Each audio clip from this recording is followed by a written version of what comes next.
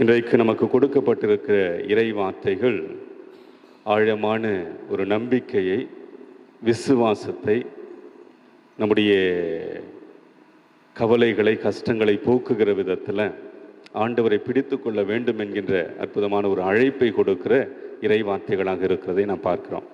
இன்றைக்கு முதல் வாசகத்தில் பேதுரு எழுதிய முதல் திருமுகத்திலிருந்து எடுக்கப்பட்ட அந்த வாசகத்தில் அருமையான வார்த்தைகள், ஆழமான வார்த்தைகள்.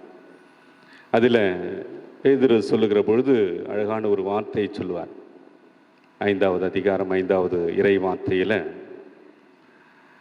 நீங்கள் கவலையெல்லாம் விட்டுவிடுங்கள், உங்களுடைய கவலைகளை எல்லாவற்றையும் அவரிடத்தில் விட்டுவிடுங்கள்.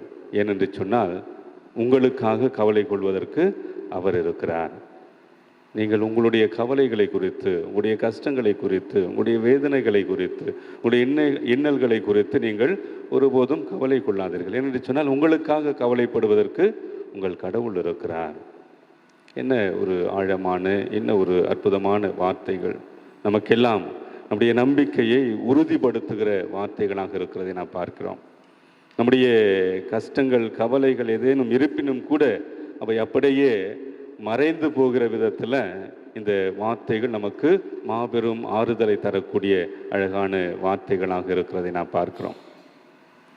அன்பான, அதே சமயத்தில் இன்றைக்கு நற்செய்தியில் கூட மார்க்கு நற்செய்தியாளர் அதே ஒரு விதத்தில், அதே ஒரு நம்பிக்கை ஊட்டுகிற விதத்தில், அதே ஒரு நம்முடைய நம்பிக்கையை உறுதிப்படுத்துகிற விதத்தில் அழகான வார்த்தைகளை கொடுத்திருக்கிறதை நாம் பார்க்கிறோம். ஆண்டவர் இயேசுனுடைய வார்த்தைகளை அப்படியே நமக்கு அவர் எடுத்து கொடுக்கிறார். நீங்கள் நம்பிக்கை கொண்டு வாழ்ந்தீர்கள் என்று சொன்னால் தீய ஆவிகளை உங்களால் ஓட்ட முடியும். கொல்லும் நஞ்சை குடித்தாலும் அது உங்களை ஒன்றும் செய்யாது. பாம்புகள், விஷ பாம்புகள் எதுவுமே உங்களை ஒன்றும் செய்ய இயலாது என்கின்ற ஆழமான ஒரு நம்பிக்கையை உறுதிப்படுத்துகிற அழகான வார்த்தைகளை நற்செய்தியாளர் மார்க் நமக்கு கொடுக்கிறதை நாம் பார்க்கிறோம்.